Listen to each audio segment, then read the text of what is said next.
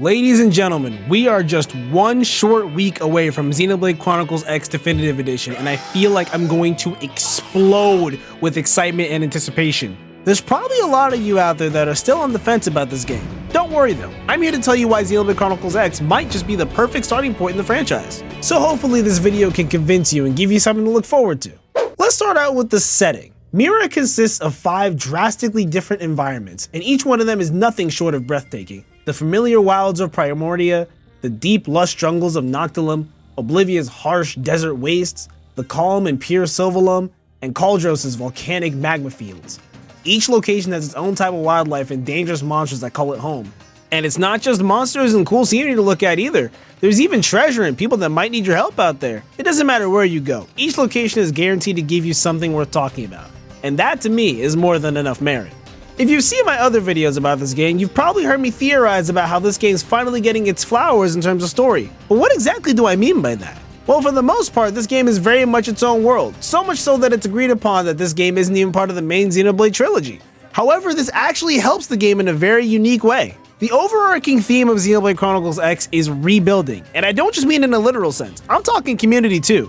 Throughout the game, you'll encounter many alien races, even some that you might even consider enemies, but all of them will make NLA their home in one way or another.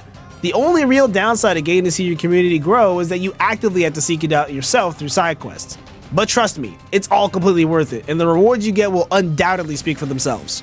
As weird as it is to say, Xenoblade Chronicles X and the original Xenoblade Chronicles have exceptionally similar combat. Hell, even the way the arts are laid out at the bottom of the screen is identical.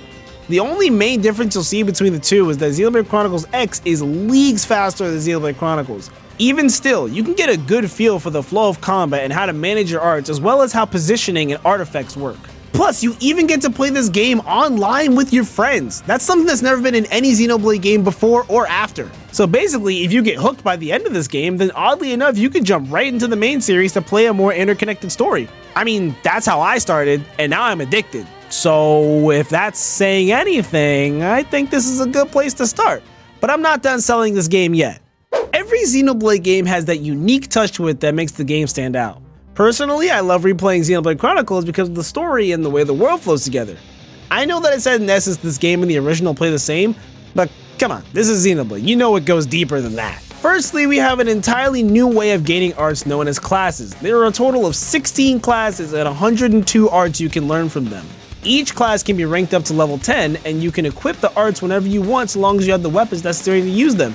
Luckily for you, as soon as you swap to another class, you get the starter version of the weapon you need. This also means you can run any combination of melee and ranged weapons that you like, leading to all kinds of different layouts.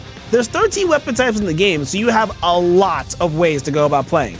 The second main difference in combat is the skill known as Overdrive. This slot is typically where the talent art from the original game would go. However, this skill is much closer to a chain attack than anything else. Overdrive is a combo-based enhanced state that turns unstoppable enemies into harmless piles of ash. I can make a video all about Overdrive alone, and I probably will once Definitive Edition is out because Quick Recast might have changed this mechanic altogether. And trust me, when I make that Overdrive video, you're gonna see exactly what I'm talking about.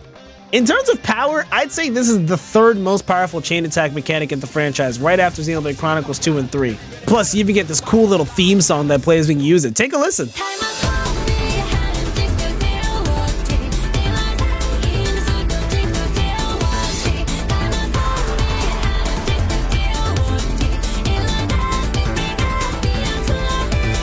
Nah, see, it's pretty cool. It's like German or something. Okay, so the world hasn't convinced you yet. The combat's kind of bugging you. You don't really know what Overdrive is, and that's fine. There's still one more way I have to convince you to give this game a try. The SKELLS.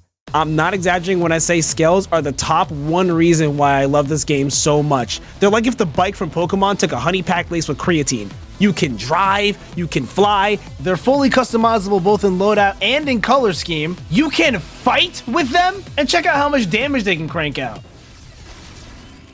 Oh! Oh, also the cool factor is just through the roof. I mean, come on, you're driving a giant robot. What's not to like about that? The closest game to emulate this kind of feel was Xenoblade Chronicles 3, and they only let you use those kaiju forms when you're fighting. But on MIRA, oh yeah, it looks like a casual stroll downtown in my transforming Bugatti. Is that not awesome? Because it's awesome! To make a long video short, I'd say give Xenoblade Chronicles X a shot. There's so much to this game already, and it boggles my mind that we're somehow getting even more in just 1 week's time. Did I convince you to settle in on MIRA? Leave a comment below about what caught your attention the most. Don't forget, I'll be doing a midnight release stream of this game when it drops, so make sure to tune in. That's all I got for now. Thanks again for watching, and I'll see you on MIRA.